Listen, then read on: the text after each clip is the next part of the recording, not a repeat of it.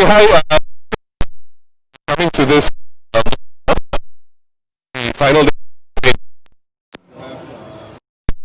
Let's see again. Here last record through the course of the video, my colleagues. So why don't we just to assessment of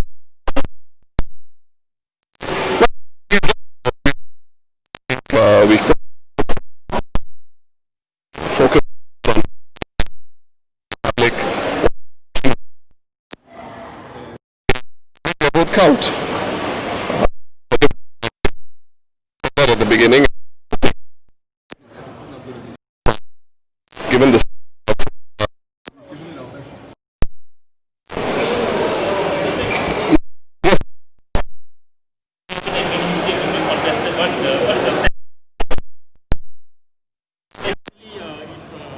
the PAP has had its veteran heavyweights, and in the media and also doing the walkabouts. What message does that send, you think? Well, I'll deal with the second question first. Indeed, the PAP, as I mentioned in one of my early doorsteps, very well-resourced party, very deep bench, and it's not surprising that they rolled out heavyweights to fight the campaign. It's what one can expect. As a political party and as an opposition political party, equally we have to do our best. You see Mr. Lau just recovering and still, going through his recovery. He's also working the ground, helping us. So everybody is giving it their best shot.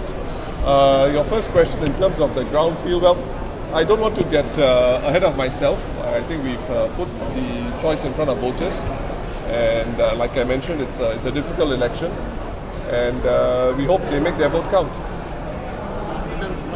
Mr. Lau mentioned in his speech just now that in 2011 the electorate gave the government a tight slap. Do you think that might happen again this time? Well, I think Mr. Lau has his way with words, and I will leave him to be free to use the words he described. But I think he used that in the context of an analogy in 2011. So I don't have anything further to add on that. Well, what does Mr. Lau think? I think today I'm sorry, question. I will take the Q&A today.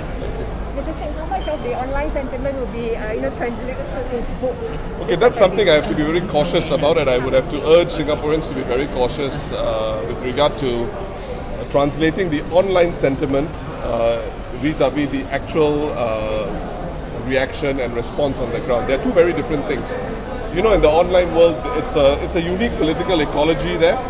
There are echo chambers, and it can give you a false sense of comfort as to what the position is on a particular issue. So, as far as the Workers' Party is concerned, our focus has always been to work hard on the ground, because that's where it really matters. I think the online world is not something we ignore, but given that it is an important part of people's lives today, we can't be absent from it, obviously.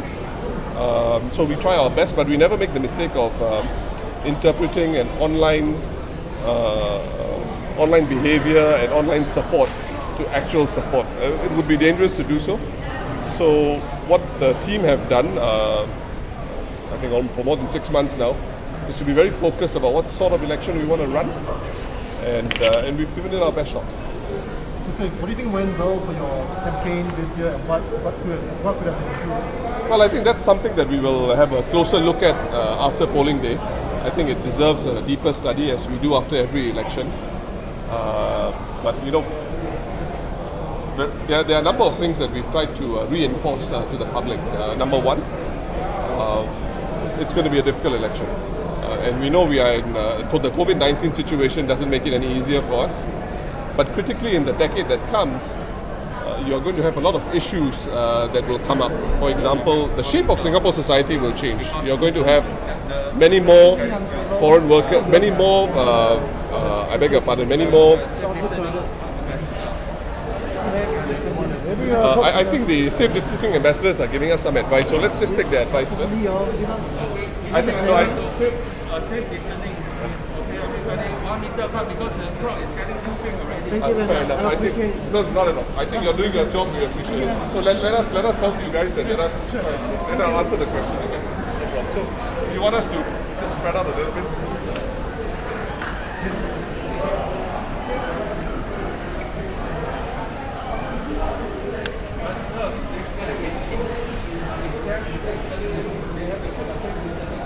Okay.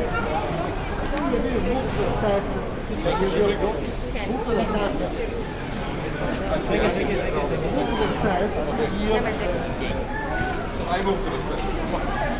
I think that's very difficult because of the mics cannot reach us. The mics cannot reach us. So maybe they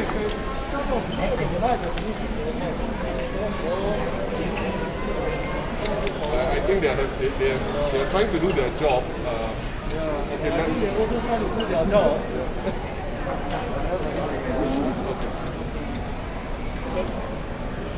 Okay, so let's take those that advice seriously and let's be mindful of our safe distancing requirements, and I think we should do the same as well. Sorry, can you repeat that question? What do you think your party did well for this campaign? I got it. Yeah. So we've put out three main messages to the public. I think number one, obviously it's an election that's being fought in COVID-19 environment. There are retrenchments that are coming on stream, and it's important that you have a credible opposition party in parliament speaking up for workers. We did this before in the first budget that came out shortly after COVID-19 started running its course in Singapore, the Unity budget. We had a group of individuals, private hire bus drivers, who had certain concerns, and parties stepped up to verbalize those concerns in Parliament. I'm sure there'll be groups of other people also who will start stepping up, and it's important we're there to represent their interests. In the longer term, within this decade, the number of elderly in our country, the senior citizen population, is going to double, and so that will change the shape of our society in many fundamental ways.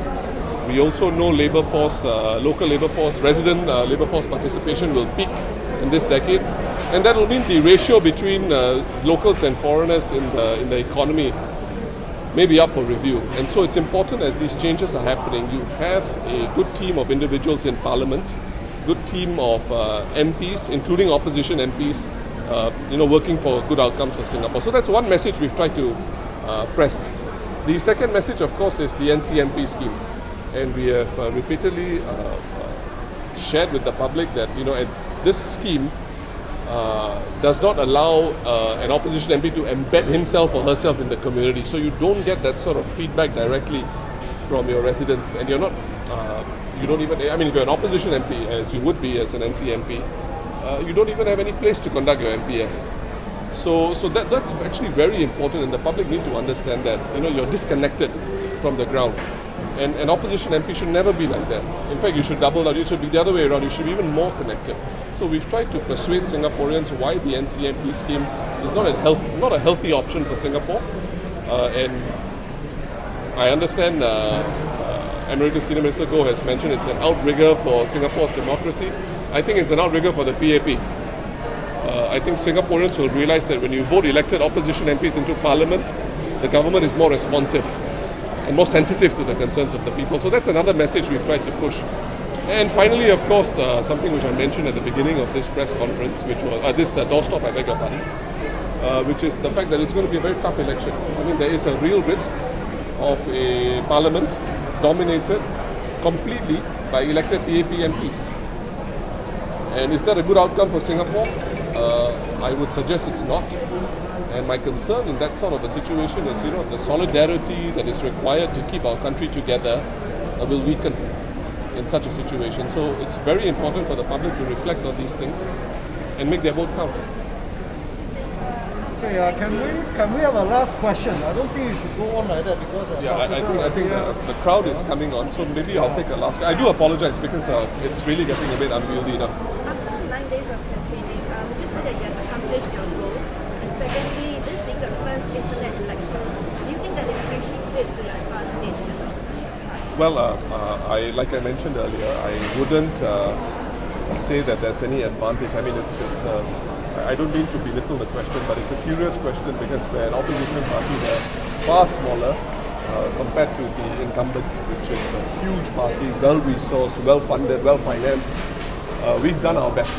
We've tried to put the best slate of candidates together, and we have fought a campaign the way we wanted to fight a campaign, clean on the issues, on the facts. In a sense, do you think the internet has allowed you to perhaps reach out to more segments of society? Well, certainly. I mean, to that extent, I would have to agree because, but that's not just unique to this election. I think that process has actually been developing over the last 2 or 3 elections. Okay, so I think I'll take Mr. Lau's very wise advice. Maybe we should close this doorstop. I do apologize if you had additional questions. I think the safe distancing ambassadors are highlighting their concerns, so let's make their job easier and not harder. Okay? Thank you, everyone, and thank you so much for attending and coming to our doorstops over the last 8 days. No, I think we'll close the doorstop. Thank you so much, Lisa. Thank you.